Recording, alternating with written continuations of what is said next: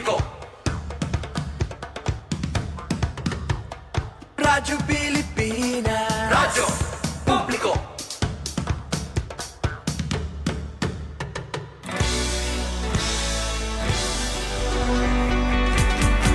Mahalagang mga balita, napapanahong impormasyon. Kami ang inyong gabay pag may bagyo at sakuna. Serbisyo ng gobyerno kapag may nangangailangan. Mga proyekto ng Pangulo, damang-dama ang pagmamahal niya. Tulay ng mga hinaing, ang problema ng bayan ating lulutasin. Tulay sa himpapawid, tulay ng pagbabago. Radyo Pilipinas, Radyo Publiko. Ng bagong Pilipinas, Radyo Publiko. Radyo Pilipinas, Radyo Publiko. Ng bagong Pilipino. Mga proyekto ng Pangulo, damang-dama ang pagmamahal niya. Radyo Pilipinas, Radyo Publiko. Ang boses ng Pangulo.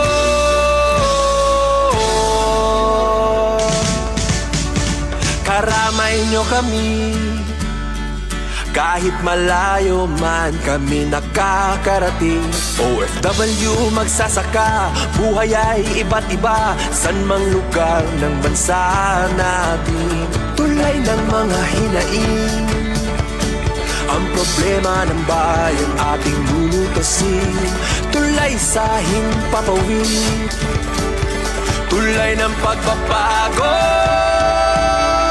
Radyo Pilipinas, Radyo Publiko. Ng bagong Pilipinas, Radyo Publiko. Radyo Pilipinas, Radyo Publiko. Ng bagong Pilipino. Mga proyekto ng Pangulo, damang-dama ang pagmamahal niya. Radyo Pilipinas, Radyo Publiko. Ang boses ng Pangulo. Radyo Publiko. Radyo Pilipinas, Radyo Publiko. Radyo Pilipinas. Mga kabarangay, 4 minutos naglabay sa alas 4. Maupay naman nga kulup sa iyong tanan, mga kabungtuan. At dinakita liwat sa naton programa ang Billboard Radyo Periodiko. Para yan ang Huwebes, it's 11. Kita yan na sa September tuig 2025. Kaupad ko sa control si Monet Perito, ngayon si Engineer Jovin Cardenas. Ako naman yung sangkay, surugon sa kanginan, Gina Vilon, makakaupad ni Tubtub ala 5. Kasumpay san pag-inuran-uran yan na nga pangurason.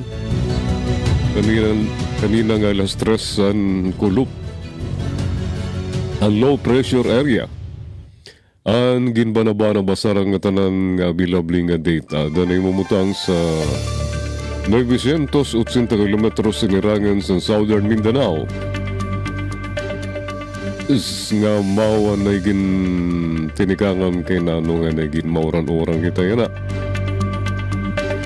7.3 degrees north, 134.7 degrees east. Easterlies nakapiktar sa Luzon ngan Kabisayan.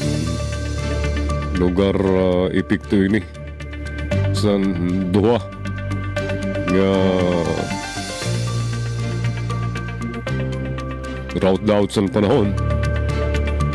Ini nga low pressure area dito sa Southern Mindanao. Sinarangan sa Southern Mindanao ngan ang epekto sa easterlies.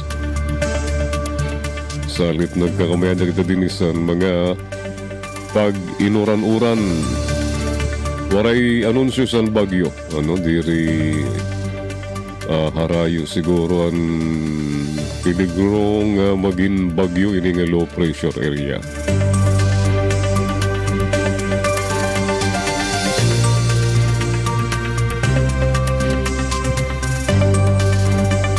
Dino sa aton mga balita, reklamo nga graft taken file kontra sa mga opisyal sa DPWH kontratista.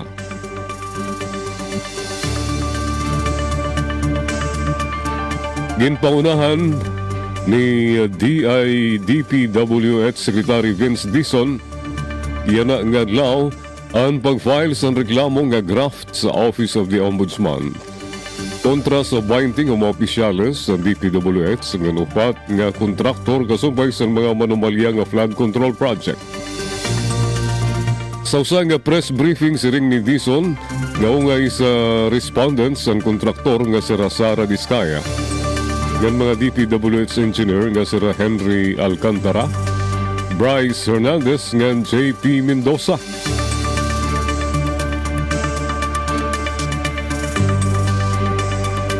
Ungay sa mga ngaran na banggit ang mga opisyal sa DPWH nga si Jan Michael Ramos, Ernesto Galang, Lorenza Pagtalunan, Norberto Santos, Jaime Hernandez, Floraline Simbulan, Juanito Mendoza, Roberto Roque, Ulutayaw, Benedict Mentarawan, Christina May Pinida, Paul Jason Daya, Merga Laus, Jeron Laros Lemue Roque, RJ Domasig, Giancarlo Rivera, Gian Francisco ngan Jan Dus ngan Jane Dus. Samtang ang iba pa nga kontraktor na in-filean sa reklamo mao ang Sims Construction Trading nga ginrepresentar ni Sally Santos, Wawaw Builders nga ginrepresentaran ni Mark Alan Arivalo, ngan IM Construction Corporation nga ginrepresentaran ni Roberto Imperio. Siring ni Dizon nga may matotal nga 25 individual nga upat nga kontratista o kung mga contractors ang reklamo sa 5 nga proyekto sa Bulacan. Ang mga reklamo para sa malversation of public funds, malversation of public funds, pagtalapas sa Anti-Graft and Corrupt Practices Act o pagtalapas sa Government Procurement Act. Utruhon ko ang instruction sa naton Pangulo. Tanan san kinanglanon managot ang angay managot, miskin kilala niya, sangkay niya, kalyado niya, tanan angay managot sa ring ni Dizon. Sumala tinigangan pala ini, damo pa nga ibangan kinanglan managot ngan angay managot sa mga susunod nga mga adlaw. Sunod nga simana ngan sumunod nga bulan, dugang pa ni San DPWH Secretary. Siring ni Dizon nga nakatalaan na tigangan sa gobyerno ang proseso sa pagpapatalsik sa mga tauhan nga naidadabi sini. San pakyanhan kung kay nano diri ungay sa mga respondents ang asawa ni Diskaya nga si Curly, siring ni Dizon nga ini ang tungod sa kay si Sara ang nagtistigo sa Senado bilang beneficial owner sa St. Timothy. Pero wag po tayong mag-alala. Kagaya ng sinabi ko, marami po ito at una pa lang ito. So maghintay na lang po tayo sa mga susunod na kaso, siring paniya. Sumalakan Dizon, ginsagdunan sa mga eksperto sa Balao ng DPWH na mag-file sa mga reklamo nga pinakamadagnit, nga pinakamalaksi, nga mapamatudan kasumpay sa mga yana nga ebidensya. Siring paniya, nga ginsiring sa iya sa mga abogado nga ini anusa nga open and shut case. Miskin natuod siya nga may katungod masina ang taong bayan, nanawagan si DPWH Secretary Dizon sa publiko Nga ligyan, nga usgaran ang tanan nga mga tawhan sa DPWH. Ngan ginsiring mayada pagyapon mga honest, mga tangkod, ang mga maguyatom nga empleyado sa ahensya. Diri naman porke naka DPWH uniform ang kawatan, marawot na nga tao, damo. Pasini, mas nakakadamo. Maayos pa ito. Kamakaluoy naman sira. Huwag naman po tayong humusga dahil taga DPWH sa ring niya. Nalawagan liwat siya sa publiko nga makigugnayan nga mag-share sa impormasyon sa mga otoridad. Naghimo sa investigasyon ng gobyerno sa mga ghost o substandard nga flood control projects. Kauman isaad ni Pangulo Ferdinand R. Marcos Jr. sa urhing State of the Nation address nga mananagot ang mga nadadabi sa manumaliyang kontrata. Pareho ginlunsad sa Kamara de Representantes nga Senado ang iro mga investigasyon sa kontrobersiya. Ang disini nagpahayag na si Sara Diskaya ngan iya Mr. si Curly sa interes nga maging state witness. Pero siring naman ni Justice Secretary Rimulya. Kung karuyag niyo mag-asawa mag-state witness, ig-uli anay niyo ang sa lapisan taong bayan nga ginkurakot sa iyong mga project.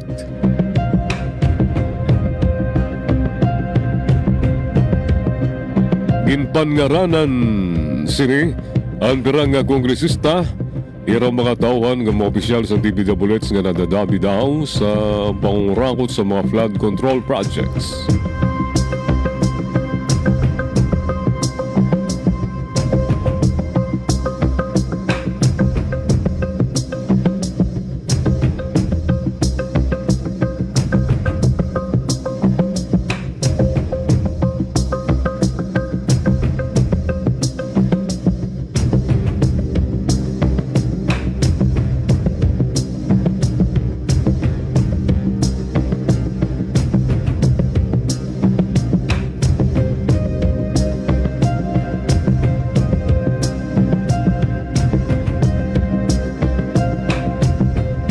Parte naman sa latest nga nahitabo dito sa Santa Margarita Municipal Police Station.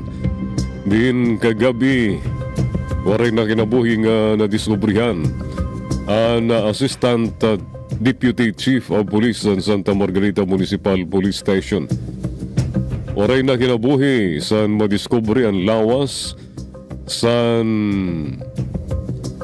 Deputy Chief sa Santa Margarita Municipal Police Station nga si Police Lieutenant Vitaliano D. Galban. Sa sulod mismo sa niya quarters na hikitan ang patay nga lawas sa nasabing opisyal pasado alas 8 sa gabi, September 10, 2025. Kasumpay sini nagkamayada official statement si Police Colonel Arwin M. Tadeo, Direktor sa Samar Police Provincial Office, iunong sini nga insidente.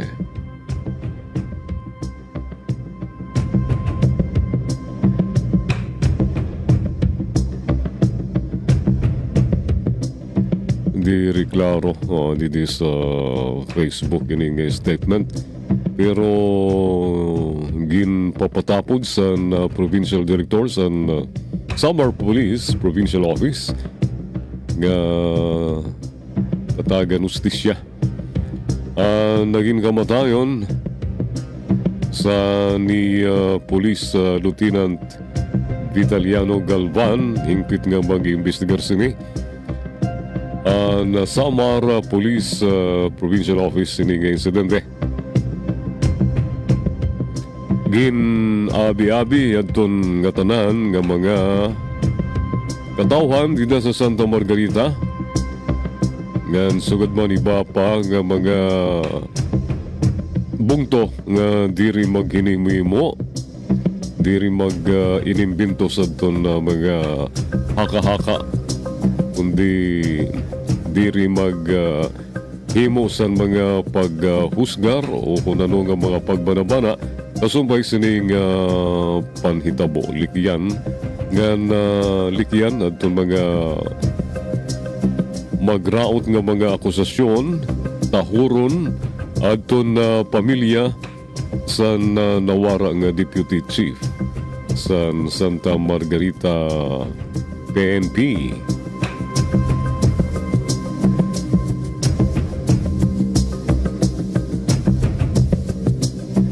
Mawadton unod sa mensahe sa Samar Police Provincial Office.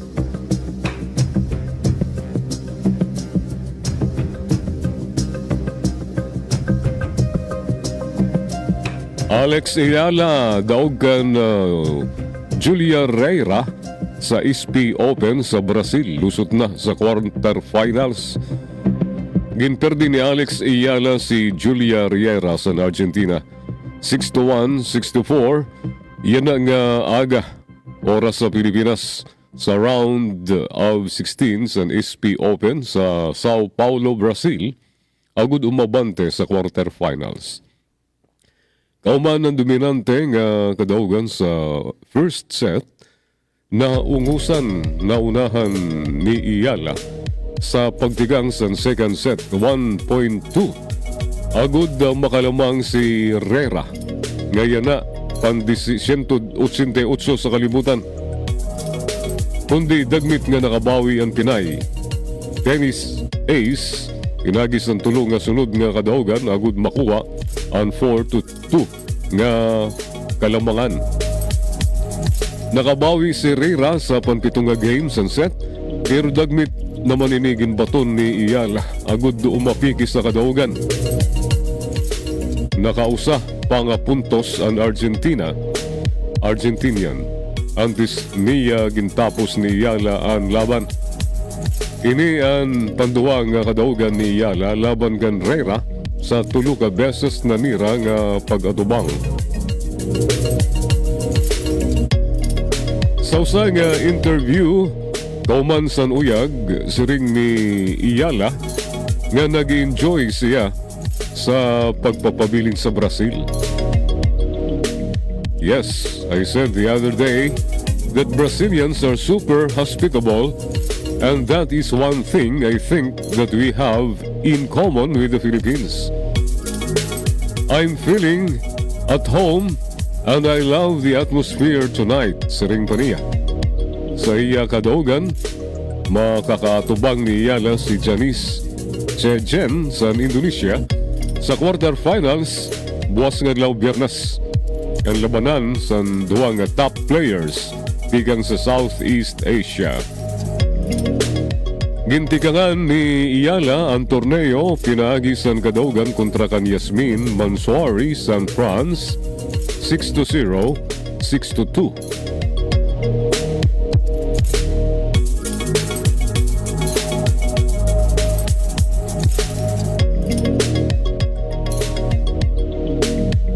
Una na nga gindayaw ni Pangulo Ferdinando R. Marcos Jr. ini si Alex Ayala nga nagatag dako nga dungog sa mga Pilipino. Naging proud, naging madinasigon ng mga Pinoy tungkol sa naging pakita nga kadaugan ni Ayala.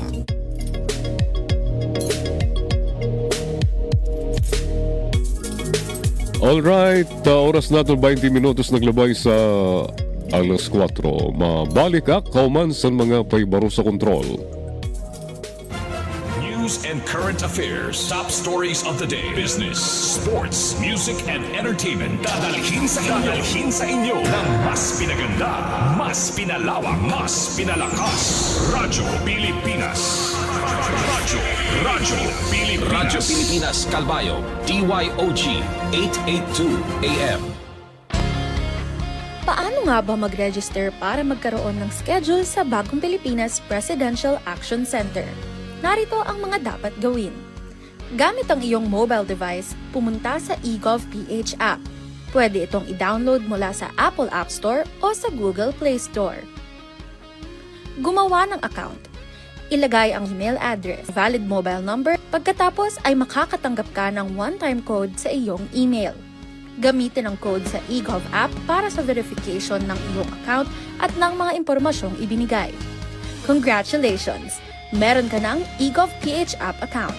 Pwede mo na ma-access ang iba't ibang serbisyo ng gobyerno kabilang ang mga serbisyo sa Bagong Pilipinas Presidential Action Center.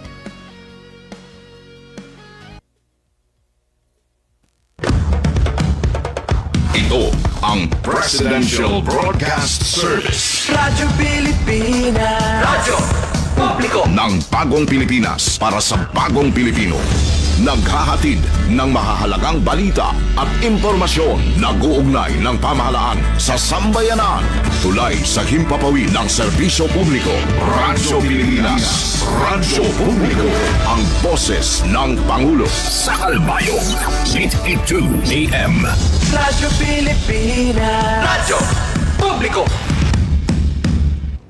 Alright, padayon kita, 22 minutos sa ito naglabay sa alas 4 para sa ito mga parakad to sa gym, fitness, karuyag maging mo pa yung lawas, di pa maati ka mo.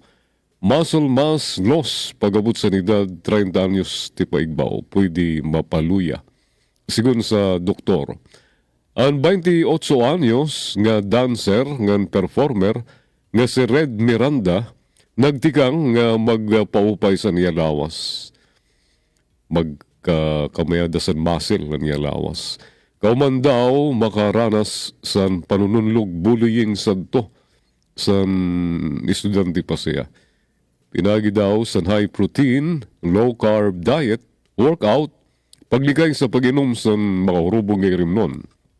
Ngan pagligay sa pagkaon sa mga mag-asin, ngan mga magtamis nga pagkaon na paupay niya ang iya muscles ngan abs.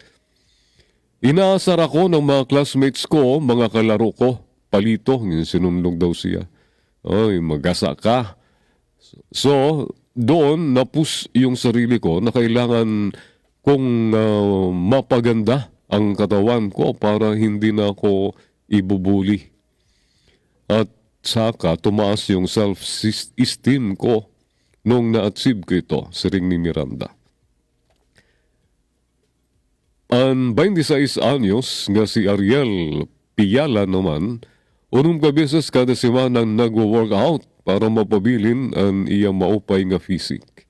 Labi kinahanglan liwat daw niya ini sa trabaho bilang dancer ngan pag-ungay sa mga pageant. Alamon di disikyo, mahilig sini bodybuilding, pero baga man may da siya gin-inject sa iyalawas, pagpaupay sa iyalawas. Pero nasa rin ang mga doktor nga may komplikasyon daw ini. May daw ini.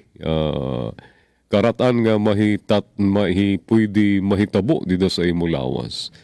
Damos siya nga maidudurot nga maupay, healthy lifestyle, diri ka magkakasakit dayon, self-love, siring ni Piala.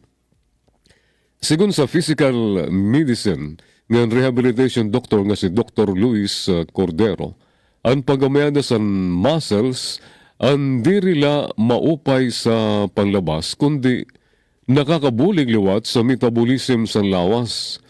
Physiological naman, our muscles are made up of cells and tissues that's very metabolically active. Muscle contraction entails nga kinahanglan may masunog nga energy o calories. So it's gonna help metabolize yung mga sugars natin sa body. That's why exercise helps stave off yung insulin resistance or protects us from diabetes as well, siring ni Cordero. Pero siring sa doktor, pag-abot sa edad nga 30 anyos, nagkakamayada na sa muscle mass loss o hinay-hinay nga pagkawara sa muscle. Nawawad ang kit sa muscle mass mga around 1 to 2% kada tuig. And that accelerates around age of 60 up to 3% per year. roughly in a decade, kung on an average individual na wawadan siya mga 4 to 6 pounds sa muscle mass. Ito nga pagbugos sa mga muscle sa iyo lawas. Danay, diri halata. Kaya imo kabugato na wara sa imo timbang. Ang imo weight loss. Tikang sa muscle na tatakupan sa weight gain. Tikang sa mga taba. Weight gain from the fat. It is faster if sedentary tayo. Hindi tayo masyadong nag-exercise or gumagalaw sa ring ni Cordero. Sanglit maupay daw, kasamtang bata pa, mahigaran nakit sa pagkiwa ng pag-ehersisyo para makag-build up sa muscle. Oh, exercise na kita. Kung nagtitikalagas kita, kung nagtitika abante naton pangidaron, kung an aton muscles labi na sa spine, ngan sa lower extremities naton, aton na mga hita, if they are adequate, maupay ang strength ngan flexibility nira. Mas maiha adton panahon nga kakayanon naton. Lumingkod kit sakakit sa hagdan. Mas kakayanon naton nga puruton adton mga bagay sa salug kay kaya pa sa joints. Kaya pa sa muscles adton load nga maihahatag naton sa iya, siring sa doktor. May paagiliwat daw para mapaluya ang muscle mass loss. Ungay na dinhi ang pagpailarom sa strength training ng flexibility exercises. Sagdon sa fitness coach nga si Jason Gonzaga para mamantiner ang iyo muscle mass hinanglan naton nga magameda sa resistance training at least mga 3 adto sa 4 ka beses sa usa ka semana. Ini naglalakip sa body composition exercises, cardiovascular activities, nga stretching. Siring liwat ni Dr. Cordero nga pwede liwat naman magbiling sa mga aktibidad nga may enjoy samtang kita nagkikiniwa. Kung karuyag naman mag-gain pa sa muscles, kumaon sa mga pagkaon nga magyaman sa protina, nga ipabilin nga hydrated ang lawas. Kung talaga nga karuyag ma-maintain o ma-bulk up ang muscle mass, 1 to 2 grams of protein per pound sa ideal body weight. Siring ni Cordero, maupay liwat daw nga magameda sa sadang pahuway ngan katurog. An exercise, it's just a stimulus. Yung nutrients are just the building blocks, siring niya. Pero yung adequate repair talaga ng body natin happens when we sleep. Kung kita nakaturog mga unom nga 2 sa 8 oras nga katurog usa ka adlaw, ang pinaka-importante, ideal ko din nga kita ko maturog sa mga unom nga 2 sa 8 ka oras kada gabi. All right, oras natin 30 minutos naglabay sa alas 4. Mabalik ka, kauman sa mga paibaro sa control. News and current affairs. Top stories of the day. Business, sports, music, and entertainment. Dadalhin sa inyo ng mas pinaganda, mas pinalawak, mas pinalakas. Radyo Pilipinas. Radyo Pilipinas Calbayo. DYOG 882 AM. Itinuloy na po natin ang zero balance billing. Libre po. Ibig sabihin, ang serbisyo sa basic accommodation sa ating mga DOH na ospital, wala nang babayaran ang pasyente. Po, ang dami pong challenge, hindi po namin alam kung saan namin kukunin, ganon, nag-iisip kung paano namin mababayaran. Siyempre po, masayang masaya, super saya po dahil na zero billing po kami. Opo, malaking ano po talaga, malaking tulong po. Mabilis lang din po. Bayad na ang bill ninyo. Uulitin ko, wala nang kailangan bayaran ng pasyente basta sa DOH Hospital dahil bayad na po ang bill ninyo. Naiyak ako kasi sobrang saya. Maraming salamat po, Mr. President Bongbong Marcos Jr. Hindi kami nagkamali ng taong hinalal. Huy, nabiktima ka na ba ng fake news sa panahon ng digital media? Learn how to spot fake news. Check the source. Kung di legit, dapat magduda. Check the purpose. Informative? Or troll post at clickbait lang? Check the ownership. Mapagkakatiwalaan ba ang pinagkukuhanan nito? Check the time and date. Baka naman outdated na yung news na yan, ha? SPOT. Together, let's spot fake news. Tiyakin ang katotohanan, fake news ay labanan. A friendly message from PCO, DepEd, CHED, DSWD, DILG, PBS, at Radyo Pilipinas. Alright, padayon kita kasagayan. 32 minutos naglabay sa alas 4 nga di kita sa kolom ni Benji Alejandro The Bench Files. Bulok na itlog sa basket ng demokrasya. Sa payagan na Banti Tonight, September 10, 2025 issue. Sabot nga sa mga balita, may kalabtanan sa ugnayan pan-ekonomiya sa Pilipinas ng Cambodia. Usa nga masilimuot na usapin ang utro lumutaw, ang aligasyon sa korupsyon sa hanay sa mga kongresista ng mga senadores. Sa hearing sa House Committee on Infrastructure, diritsahan nga gingaranan niyanay DPWH Assistant District Engineer Bryce Erickson Hernandez, sira Senador Jingo Estrada, ng Joel Villanueva, bilang naisumat nga kumarawat sa kickback tingin sa mga ghost projects sa flood control sa Bulacan. Diri ni ang unang nga beses nga nadabi ang ini nga duwa nga senador sini nga issue san kontrobersiya sa issue san pondo ng bayan. May nunduman, pareho sira nahilambing sa kontrobersiya nga pork barrel scam. Yana, utro na ayat ang kredibilidad ng integridad sa Senado ng Kamara. Mga institusyon nga angayunta tagdefensa sa interes sa bayan. Kung ini nga mga institusyon ang may mga bulok na itlog, paano naton malalauman nga magiging marigon ang aton demokrasya? Ang pagtapod sa taong bayan ang pundasyon sa gobyerno. Kung ini ang nabayog, kadungan sini marurumpag ang respeto sa balaod. Ang pagtuo, pananampalatayaw sa hustisya, ngan ang paglaom sa pagbabago. San oray pamatii san bugos nga Senado ang impeachment trial ni BP Sara, magaginbubulsan sira.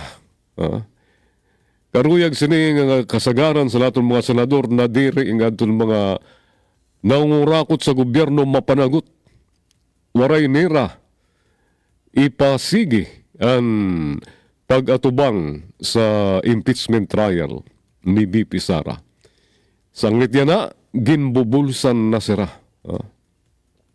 Nabulos itong sa ira na hinumdumlaak san darahunon din sa aton sa syudad San Galbayog. Whatever foolish you do to your body, it will come back to you. Maon si Rexin. Mga tambay dida sa kanto. Kung ano man ang ginihimo nimo sa imo kalgoringon na balik iton sa imo. Mauman iton. Ang pagbulos san maon na din ang ginhinimo sa tusan Senado. Kaya ragin ugupan si BP Sara, waray nira tagi, waray nira ipanagot sa mga kasalanan sini, yan na sira naman ang ginbubulsan.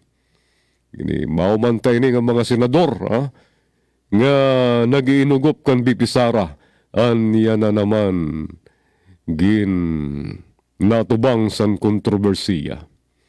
Ginbubulsan na sira sa nira hinimo nga pag inugop sa mga kawatan sa gobyerno.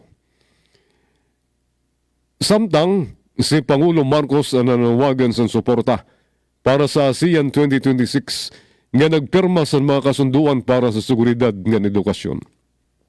Diri angay mahingalimtan ang mga usaping panloob. Ang tinuod nga kauswagan ang dirila nasusukol sa kadamo san kasunduan internasyonal kundi sa kalimpyo san gobyerno nga nagduduso sini. Ang pakyana, tubtubsan o magbuta-butahan ang sistema sa mga bulok na itlog. Ang pagwawalis sa ilalim ng banig ay hindi solusyon. Inanglan at ubangon, limpyuhon ngan panagutin. May iba pa da nga pakahulugan, ang tigdaan nga leadership change sa Senado. May iba pa ba nga kahulugan nga ginliwanan si Chis Escudero. Naging bago na yan ang Senate President si Senador Tito Soto. Antes pa magkamayada san pagpapalit kabayo, naiuna na ginsiring nira Senador Panfilo Lacson, ganyan na Senate President Tito Soto, nga kinanglan imbestigaran ang 142.7 milyones pesos nga ginhimo nga insertion sa 2025 national budget na dayon aday ni diri sa dang ang leadership change sa Senado kung diri mapapanagot ang mga tao nga nagpapaluyo sa insertion. Kung sa Kamara ang nagpapabilin pagyapon ang panawagan nga isa publiko ang mga reports sa small committee, isa publiko liwat ada sa bago nga liderato sa Senado, ang mga nagpapaluyo sa mga proponents sa budget insertion. Ang demokrasya ang diri regalo. Ini ang responsibilidad ngan sa kada aligasyon sa pangungurakot angay kit magpakyana, magsuri ngan manindugan tungod kay diri kit kung diri kit magkikiwa. Sino pa man. Amo adto ang kolom ni Benji Alejandro de Benz Files, bulok na itlog sa basket ng demokrasya. Sa Payagan Abante Tonight, September 10, 2025 issue. Nga din naman kita sa kolom ni Marlo Dalisay, ayos ba? Perfect timing para kina Tito Soto at Ping Lacson. Waray pa man swertiha sa ito naglabay, waray man swertihi, waray man magdaog sa ito nga naglabay nga 2022 presidential and vice presidential elections, masisiring sobra pa sa maswerte ang nahitabo sa Senado sa nagbabalik nga kung tawagon sa una ang tambalan Lacson Soto. Ganap na gadman nga nahilingkod bilang Senate President si Senador Vicente Soto III. Samtang si Senador Ping Lacson naman ang bago nga natindog nga Senate President Pro Tempore. Ang Senate President Pro Tempore ang nagsaliwan sa tanan nga mga tungkulin san Senate President sa sulod san plenaryo sa Senado, pananglit an urhi ang diri o ubra. Pero kay nano masisiring nga mas mapalad ang tambalan ang teammate ni Soto ngan Lacson sa kahilingkod ni Rayana bilang Senate President ngan Senate President Pro Tempore kung sa kun naging presidente ngan Vice Presidente sira sa 2022. Damo ang nagsisiring perfect timing ang nahitabo sa irang aduha. Tungod nga ni, kung pagbabasaran ang abilidad sining aduha, labi na si Senador Lacson, pag-abot sa investigasyon, hahapay talaga. tanan sa mga kawatan sa kaban ng bayan nga ira maagian. Talagang malinigis sa doon mga kawatan sa pundo ng bayan. Dinigson sira nira Soto ngan lakson. Ngan sa tindi san kontrobersiya nga nabubungkal san Senado basar sa mga privilege speech ni Lacson, panigurado nga damo nga mga ebidensya ang madidiskubre ngan matutuklasan para mapanagot ang mga kinahanglan mapanagot nga tubtubya na puros paghapon diwara ngan pagbinuwa ang ginpapatuman. Ginuungay pagod ang Diyos san ira mga pagbuwa. Damo ang nabuhian san paglaom sa pagsulod san Lacson Soto sa eksena san flood control project scandal. Tungod tumikang sa pag-abot baga anira dating baga bara-barang sistema sa investigasyon ngan magin sa pagtalakay sa importante nga usapin sa Senado. Ini ang magkakamayada sa direksyon.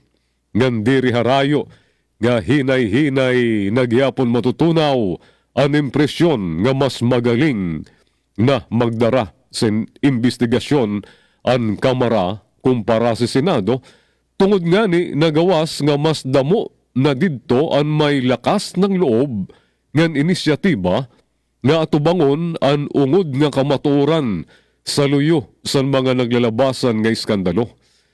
Pinakamay importante sa nga tanan, mao ang national budget para sa susunod nga tuig, kundiin dako nga parte ang nagtitikang sa ambag sa mga magbarayad sa buhis, nga ungay sa mga ordinaryo nga klase sa mga trabahante. Kasamot sa nakakadamo, sa una, waray na pag-asa. O ngayon, sumisingkaw po ang inyong lingkod via Parikoy. Amad to kasanggayan, ang kolom ni Marlo Dalisay, ayos ba? Perfect timing para kina Tito at Ping sa payagan Abante Tonight. Gadi naman kita sa kolom ni Eli Saludar, Broadcasters View, mga testigo na magdadawit sa flood control scandal. Dapat i-require o himuon nga mandatory sa tanan nga mga testigo sa Senado man o Kamara nga may kaupod nga marigon nga ebidensya. Kay unfair good man sa mga akusaran nga kongresista o senador nga waray naman magrigon nga basaran ano sa nga testigo. Inian kasumpay sa paglalambing sa milyonaryo nga kontraktor nga mag-asawa Diskaya sa pira nga kongresista nga opisyal sa DPWH. Sa House of Representatives, ginakusaran liwat ni anay DPWH Assistant District Engineer Bryce Hernandez sa Senador Jingoy Estrada nga Joel Villanueva nga kumarawat daw sa kickback sa proyekto.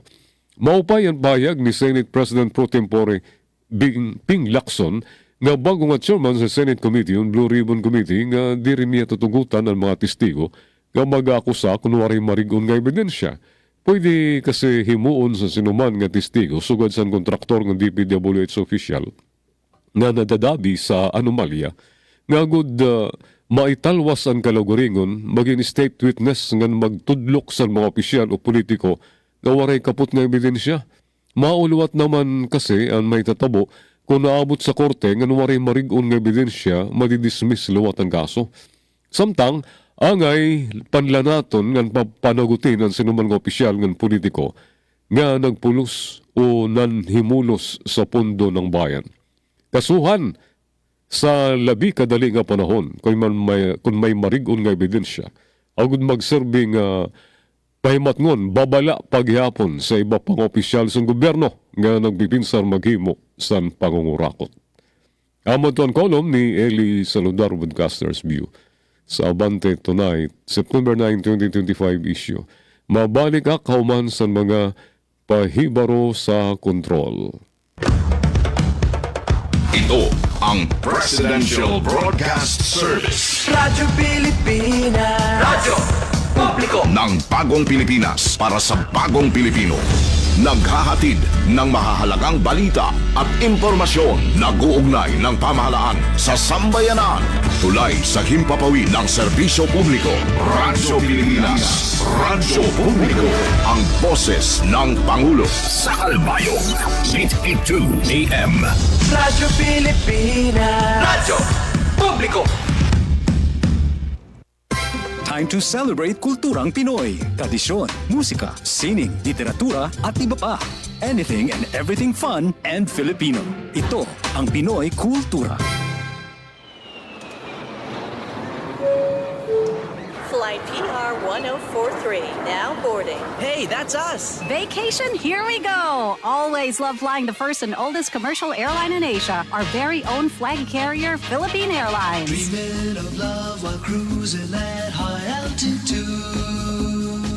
Did you know this track was specifically made for Philippine Airlines back in the 70s? Composed by Jose Marichan and arranged by Ryan Cayabyab. Closer to heaven with 30,000 feet. Brings back good old memories, at the same time, creating new ones with a new generation. Oo, ang ganda pa naman ng kanta. Leave all your worries as we soar over the clouds. I don't know about you, but I always feel a sense of pride every time I see our flag carrier on airports or up flying high in the sky. They'll be shooting stars through time and space. Yan ang Pinoy Kultura because our culture is cool.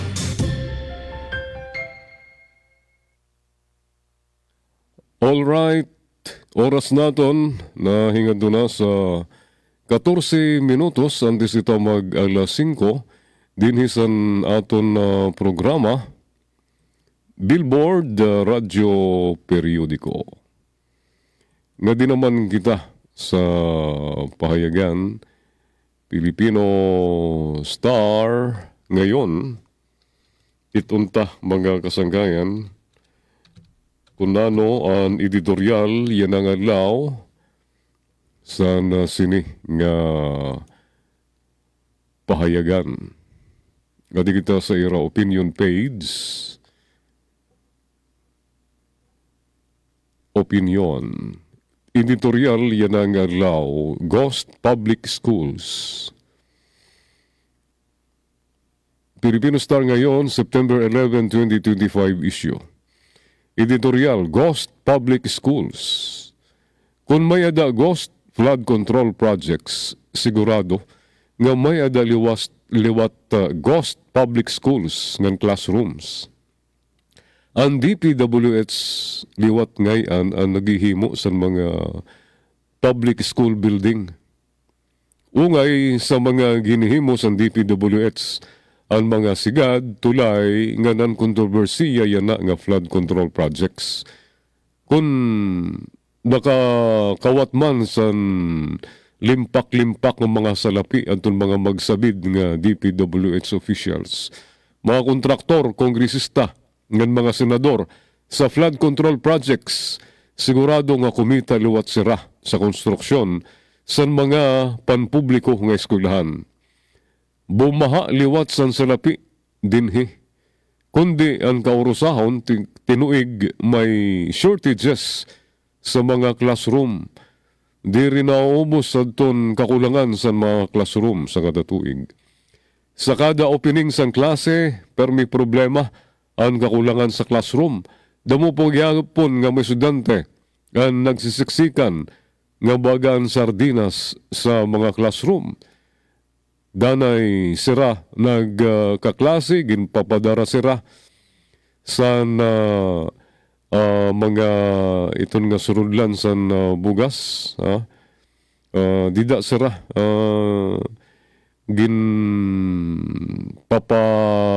Dida nagkaklase sa hudlom. Kundiin may puno sa mangga, dito sira nagkaklase. May mga naghimo sang klase sa labi sa eskwelahan, nganan masaklap sa ilarom sa punong kahoy sa libong sa eskwelahan. Yan ang school year 2025-2026. Gintatantiya, 700 o maabot 165,000 nga classrooms ang kulang sigun kan DepEd Secretary Sani Angara, usa sa pinaka makagigimbal nga ginpahayag ni Angara, mao ang DPWH ang kumarawat sa pundo para sa paghihimo, pag-construct sa mga panpubliko nga eskwelahan. Sumalapakan ang Angara, ang partisipasyon sa DepEd mao ang pagtatalaan sa panginahanglan sa mga classroom, paghatag sa design ngan safety standards, ngan pagpaprograma sa pondo. Ang DPWH daw ang nagaandam sa mga garastuson, nagpapalit sa mga materyales, ngan namamahala sa konstruksyon, sanglit sa kagawaran iginhatag ang pondo. Pero may dalawat mga prinsipal nga natatagan sa taga-DPWH. May 2% sanglit naghiyaman liwat, kwartahon liwat ang school principal kung may na natitindog nga mga classroom, mga school building. Klarado naada nga dako ang kakulangan sa mga eskwelahan ng classroom mismo tungod DPWH ang nagdudumara sa pagkukonstruct sini. Sigurado nga palpak ang pagkakahimo sa mga eskwelahan tungod kinurakot ang pundo. Siyempre, makikback ang kontraktor, makikback ang mga empleyado, ang mga engineer sa DPWH, may iahatag liwat nga porsyento nga sa school principal. Nano nalaan may sasalin, buyod ba nga project? Permi man nahingad to sa mga lagay, pwede nakuha na sa kontraktor ang pondo, miskin diri pahuman ang proyekto. Nagkamal na ang kontraktor sa pakikigkutsabo sa mga hakog, mga masisiba, mga magtakaw nga DPWH engineers, officials, nga mga politiko. Yan na, nga naglutawan na ang mga anomalya sa DPWH na angay na nga patalsikon sira sa sininga ahensya. Ang nagdudumara sa pag-construct sa mga eskwelahan. Di rin na angay tugutan ng DPWH nga sulo magpahimo sa eskwelahan. Delikado ang mga proyekto nga maukupa sa DPWH nga puros palpak. Pwede marumpag tungod kay gintipid ang materyales. Damo nga mga estudyante nga magturutdo ang mamamatay. Mawad ang editorial yan na sa payagan, Filipino Star ngayon, September 11, 2025 issue. Ghost Public Schools. Nga din naman kita, mga kasanggayan, sa column ni Attorney Jose C. Sison, kulang sa ebidensya. Sa Filipino Star ngayon, September 11, 2025 issue. Ang aton konstitusyon mismo ang nagsering. May katungod ang mga bata nga waray pa mag-12 anyos nga tagan sa espesyal nga proteksyon kontra sa tanan nga klase nga pagpasibaya, abuso, karahasan, paggagamit nga niba pa nga sitwasyon nga laban sa ira pag-uswag. Pag-asinso, sanglit kung nanusa nga bata nga waray pa mag-12 anyos, ang ginlugos na, ginpanhimulsan na, ang kapurihan, sexually violated, ang krimen, nga nahimo mao ang panlugos, nga miskin kusa siya nga tumugot, o diri nahibabaruan niya ang ginhimo, kundi dinhi sa kaso ni Belia, ang ini nga balaod ang diri gintatagan pansin. Si Belia, ang usa nga babayihay nga bata sa kalye. Siya ang tumakas sa iya lola tungod sa kapobrihan. Usa nga gabi, usa nga foreigner, usa nga dayuhan, si Jerry, ang nakursunadahan si Bella, ngan ginsang kay si Alice, 11 anyos. Si Alice, una niya nga biktima ngan kahuman si Bilya naman. Gindara sira ni Jerry, ini nga foreigner, sa iya kwarto sa hotel.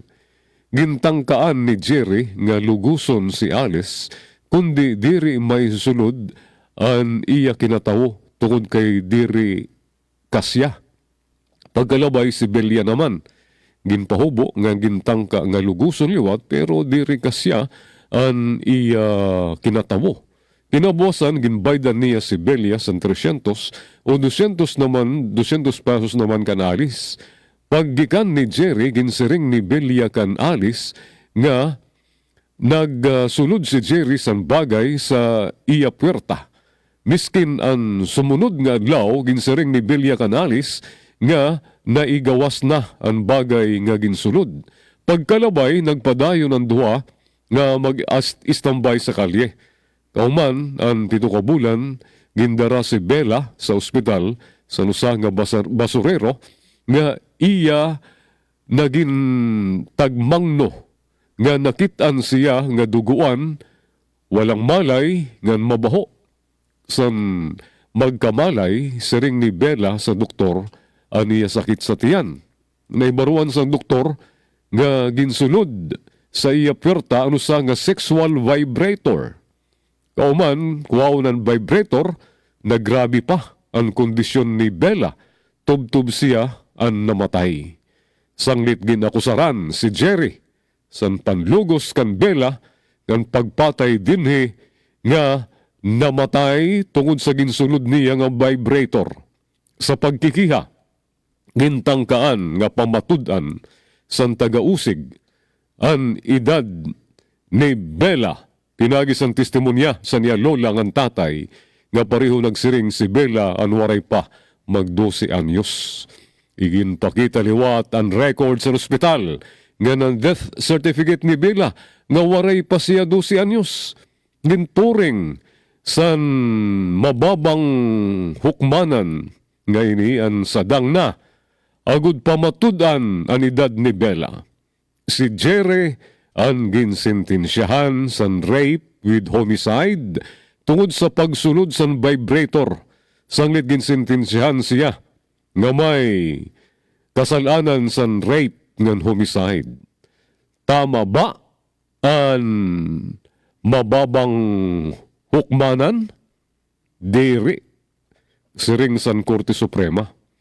Siring san Korte Suprema ngan patinuod sa edad ni Bella ang diri sadang, tungod diri ginpakita nga siya ang waray pa mag-12 anyos sadton siya ang ginlugos, ngan tungod sa tumugot siya sini. Waray panlugos nga naitabo, sumala sa Korte Suprema. Sanglit, gindesisyonan san Korte Suprema nga ang mga sirkumstansya, testimonya ngan dokumento, ang naghatag sa impresyon nga si Bella ano sa nga prostitute. Diri liwat na pamatudan nga si Jerry ang may kasalanan san pagpatay. Ang pagsunod ni Jerry san vibrator ang pwede gintugutan ni Bella. Sanglit ang pagkumpirma san iya pagkakawala na nga basila sa suspitsa ng posibilidad ang diri sadang nga patinuod agod gamiton laban kan Jerry. Ini ang angay himuon pabor sa usa nga kriminal. People of the Philippines versus Ritter, 194 Iskra 690. Amad to ang kolom ni Attorney Jose C. Sison. Ikaw at ang batas sa Filipino Star ngayon, September 11, 2025. Kapus, kulang sa ebidensya. Adiyan naton news update. Mula sa pinakamalawak na newsroom sa buong Pilipinas, ito ang Radyo Pilipinas News Update. Notisya sa langyaw kaalyado ni Trump nga si Charlie Kirk patay sa panmusil sa Utah. Ginpatay sa panmusil si right-wing youth activist ngan influencer Charlie Kirk, panguna nga kaalyado ni anay US President Donald Trump sa Miyerkules September 11 sa usa nga kuno political assassination sa Utah. Kumpirmado ni Trump sa Truth Social nga namatay si Kirk, 31 anyos, kauman tamaan sa bala samtang nagiyakan sa Utah Valley University. Sigun sa FBI, nagtikang na bala tikang sa bungbong san campus ngan usa nga nakaitom nga suspect ang ginsisiring nga responsable nga dagmit liwat na dakop. Ginmanduan ni Trump nga ipahamubo sa half-staff ang mga bandera sa mga buildings ng gobyerno tubtob sa Domingo bilang pagtahod kan Kirk. Gintawag naman ni Utah Governor Spencer Cox ang insidente nga usa nga trahedya para sa nasud nga naluwagan nga likyan ang kaharahasan politikal. Sa iba pa nga balita, suspensyon ni Gobernador Umali iginserve na sa DILG. Formal na nga igin-suspend sa Department of the Interior ang local government sa pagka-gobernador si Nueva Ecija Governor Aurelio Oye Umali kauman magawas ang consolidated decision ang Office of the Ombudsman nga ginsintensyahan ini nga guilty sa kaso nga pag-issue sa mga illegal quarry permits sa probinsya.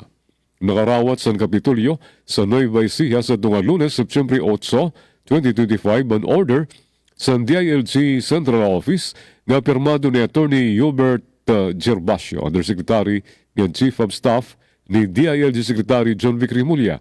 Gintangka pa ni Umali nga mag-file sa niya sick leave tinigangan Agosto 13, 2029 kundi waray ini pagbigye sa DILG. Tungod kay cover na ini sa 1-year suspension without pay sa Office of the Ombudsman. Masar sa 29 kapahina nga desisyon sa Ombudsman na hatulan nga guilty si Umali sa kaso grave misconduct, gross neglect of duty, ngan conduct prejudicial to the interest of the service tungod sa pagpabor sa mga howlers nga magkwari nga waray kaangayan nga permit tikan sa national government. Nag-ugat ini sa kaso nga igin-file ni Roberto Duldulaw sa March 2024 kundi nakitaan sa pagtalapas ang gobernador sa pag-issue sa 205 quarrying permits nga wala environmental compliance certificate tigang sa DENR. Amado ato news update, Gin Navilon, iyo tag notisya. Mula sa pinakamalawak na newsroom sa buong Pilipinas, ito ang Radyo Pilipinas News Update.